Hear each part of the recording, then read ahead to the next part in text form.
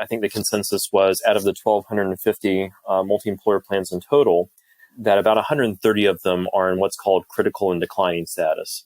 And then there's another almost 200 plans that are in critical status but not declining.